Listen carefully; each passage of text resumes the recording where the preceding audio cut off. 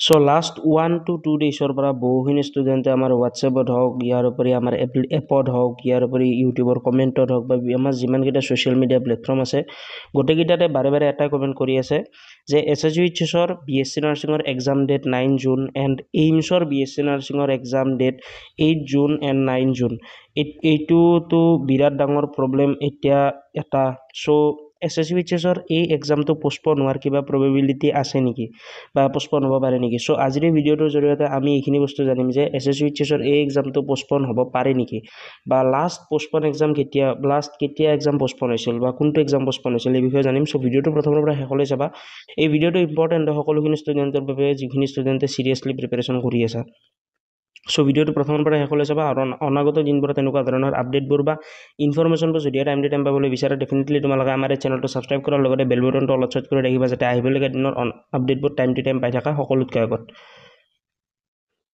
চ' এইখিনিতে তোমালোক সকলোৰে সুবিধাৰ্থে এটা সৰু ইনফৰমেশ্যন দি দিওঁ যিমানখিনি ষ্টুডেণ্টে আমাৰ ক্ৰেছ কোৰ্চ এনৰলমেণ্ট কৰিছে তোমালোকে অলৰেডি তাত গম পোৱা যে আমি তোমালোক সকলোৰে সুবিধাৰ্থে এই ক্ৰেছ কোৰ্চৰ ভিতৰত class 11 and 12 both physics chemistry biology with English চাৰিটো ছাবজেক্ট পঢ়োৱা গৈছে ইংলিছ এণ্ড আছামিজ বোথ মিডিয়ামত এই ক্ৰেছ কোৰ্চৰ ভিতৰত live classes WhatsApp support exam strategy recorded classes PDF notes quizzes mock test weekly test doubt solving session previous year question পেপাৰো include আছে লগতে যিমানখিনি ষ্টুডেণ্টে এই ক্ৰেছ কোৰ্চ লয় তেওঁলোক সকলোৰে সুবিধাৰ্থে আমাৰ ফালৰ পৰা আমি তেওঁলোকক টোটেলি ফ্ৰী অৰ্থাৎ সম্পূৰ্ণ বিনামূলীয়াকৈ 4খন ইবুক প্ৰভাইড কৰোঁ 3খন ডেডিকেটেড কিতাপ হয় আৰু এখন আমাৰ ইবুক হয় যিখন আমি লাষ্ট ইয়াৰ পাব্লিক কৰিছিলোঁ চ' যিমানখিনি ষ্টুডেণ্টে এতিয়াও এনৰলমেণ্ট কৰা নাই তোমালোকে BSc nursing D Pharm BSc medical technology and পেৰামেডিকেলৰ বাবে চিৰিয়াছলি প্ৰিপেৰেশ্যন কৰিব বিচাৰা মেডিকেল ছেক্টৰৰ ভিতৰত দেন তোমালোকে এই ক্ৰেছ কোৰ্চটো চুজ কৰিব পাৰা এই ক্ৰেছ কোৰ্চটো লোৱাৰ পিছত তোমালোকে আন বেলেগ একো বস্তু নাচালেও তোমালোকৰ চলি যাব এইখিনি বস্তু মই ফিজিক্স কেমেষ্ট্ৰি বায়'লজিৰ ক্ষেত্ৰত মই তোমালোকক 110% গেৰাণ্টি দি ক'ব পাৰিম যে তোমালোকে বেলেগ যদি একো চ'ৰ্চ ফ'ল' নকৰা ছিংগল এই চ'ৰ্চটো ফ'ল' কৰি এক্সাম দিবলৈ যোৱা ভাল এটা পাৰফৰ্মেঞ্চ তোমালোকে 110% পাবা চ' বহুখিনি ষ্টুডেণ্টে এতিয়া কমেণ্ট কৰিব পাৰে যে BSc নাৰ্ছিঙৰ এক্সামৰ লাষ্ট মাজত 10 বা 15 দিন বাকী আছে চ' এই সময়ত এই ক্ৰেছ কোৰ্চটোলৈ কি বেনিফিট হ'ব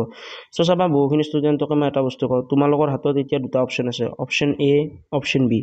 অপশ্যন Aটো হ'ল যে তোমালোকে নিজে এটা চেপ্টাৰ 8 ঘণ্টা 10 ঘণ্টা লগাই শেষ কৰি দিয়া অপশ্যন Bটো হ'ল যে তোমালোকে আমাৰ ক্ৰেছ কোৰ্চ ফ'ল' কৰা ছেম চেপ্টাৰটো 1 আৱাৰৰ ভিডিঅ' এটাত খতম কৰি নেক্সট বাকী থকা 7 আৱাৰত বাকী 7টা চেপ্টাৰ চোৱা কাৰ পাৰফৰ্মেঞ্চ বেছি হ'ব 8 দিনত এটা ষ্টুডেণ্টে 10 ঘণ্টাৰ বেছি পঢ়িব নোৱাৰে মই গেৰাণ্টি দিব পাৰিম যে এটা ষ্টুডেণ্টে যদি ভালদৰে চিৰিয়াছলি মাইণ্ডত লগাই গোটেইখিনি বস্তু পঢ়িব বিচাৰে হায়েষ্ট 2 পৰা 3টা তাৰ বেছি চেপ্টাৰ কভাৰ কৰিব নোৱাৰে কিন্তু যদি এজন ষ্টুডেণ্টে 10 ঘণ্টা পঢ়ে তেওঁ যদি 10 ঘণ্টাত 10টা চেপ্টাৰ কভাৰ কৰিব বিচাৰে ক্ৰেছ কোৰ্চৰ জৰিয়তে এইটো সম্ভৱপৰ বিকজ ক্ৰেছ কোৰ্চৰ ভিতৰত গোটেইখিনি বস্তু আমাৰ ফিল্টাৰ ৱাইজ দিয়া আছে ওৱান ষ্টপ সলিউশ্যন কিবা প্ৰব্লেম পাইছা ডিফিকাল্টি ফেচ কৰি আছা মক টেষ্ট দিছা বিভিন্ন ধৰণে হেল্প পাই আছা চ' যদি এতিয়ালৈ লোৱা নাই BSc নাৰ্ছিঙৰ বাবে লৈ ল'ব পাৰা আৰু আমাৰ এই ক্ৰেছ কোৰ্চটো আমি ইয়াৰ আগতে অলপ আগতে ক'লোঁ যে আমাৰ এই ক্ৰেছ কোৰ্চটো অনলি BSc নাৰ্ছিঙৰ বাবে নহয় BSc নাৰ্ছিঙৰ উপৰিও ডিফাৰ্ম আহিবলগীয়া যি 20 দিন পিছত এক্সাম আছে তাৰে বাবে কামত দিব BSc মেডিকেল টেকনলজিৰ বাবে কামত দিব পেৰামেডিকেলৰ বাবে কামত দিব চ' এতিয়ালৈ তোমালোকৰ অকল লছ নাই এই এক্সামটো দি চোৱা ভালদৰে যদি প্ৰিপেৰেশ্যন কৰিবলৈ মন কৰিছা ক্ৰেছ কোৰ্চটো ল'ব পাৰা চ' এতিয়া কথাটো হ'ল যে আমাৰ SSUHSৰ অন্তৰত হ'বলগীয়া এই এক্সামটো পোষ্টপন হ'ব পাৰে নেকি চ' এই এক্সামটো পোষ্টপন হোৱাৰ একেবাৰে চান্স নাই বিকজ এই এক্সামটো পোষ্টপন নোহোৱাৰ এটা ৰিজন আছে তোমালোকে যদি লাষ্ট ইয়াৰৰ ডাটা চোৱা বা তাৰে আমাৰ 2-3 বছৰত ডাটা এনালাইচিছ কৰা দেন গম পাবা এভৰি ইয়াৰ যিটো আমাৰ এক্সাম থাকে সেই SSUHSৰ হওক বা এইমছৰ হওক সেইটো অলমষ্ট ছেম ডেটতে থাকে বা ছেম টাইম জোনৰ ভিতৰতে থাকে চ' এভৰি ইয়াৰ এই ছেম বস্তুটোৱে ফ'ল' হৈ আহিছে চ' মোৰ হিচাপত এইবাৰৰ এক্সাম পোষ্টপন নহয় বা মই ক'ব পাৰোঁ যে 99.9% চান্স আছে যে এক্সাম পোষ্টপন নহয় তোমালোকে এইটো ডিলে কৰি নিজে নপঢ়িবা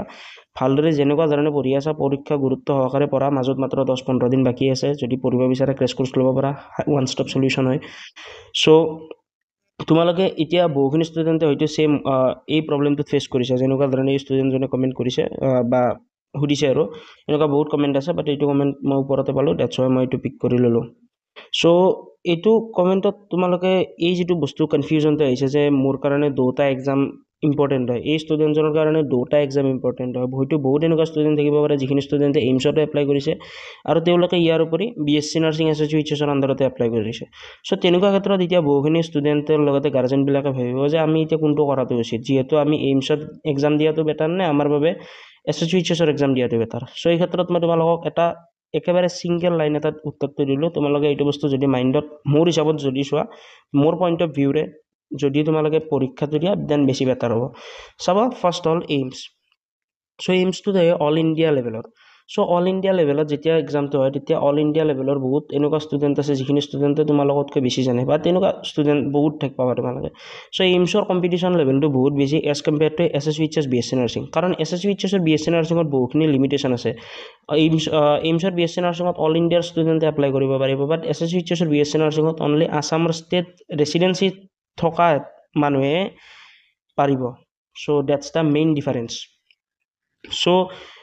যদিহে তোমালোকে মোক সোধা যে কোনটো এক্সাম দিয়াটো বেটাৰ যিহেতু ছেম ডেটতে দুটা এক্সাম পৰিছে চ' তেনেকুৱা ক্ষেত্ৰত মই তোমালোকক ৰেকমেণ্ড কৰিম যে তোমালোকে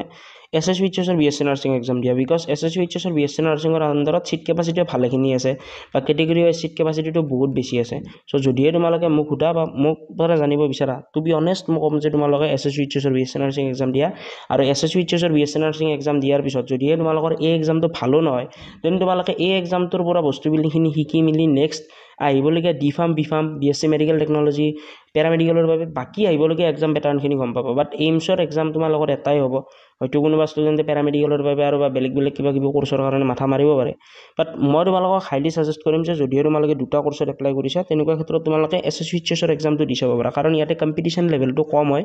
আৰু কুৱেশ্যন পেটাৰ্ণখিনি গম পালে নেক্সট আপকামিং এক্সামবিলাকতো তোমালোকৰ কামত দিব চ' আজিলৈ মানে যদি এই ভিডিঅ'টো ভাল লাগিল নিজৰ মাজত সীমিত নাৰাখিবা নিজৰ বন্ধু বান্ধৱী ভাইটি ভণ্টিসকলৰ লগত ডেফিনেটলি ভিডিঅ'টো শ্বেয়াৰ কৰিবা যাতে এই ভিডিঅ'টোৰ জৰিয়তে তেওঁলোকৰ উপকৃত হয় চ' আজিলৈ মানে জয় আই অসম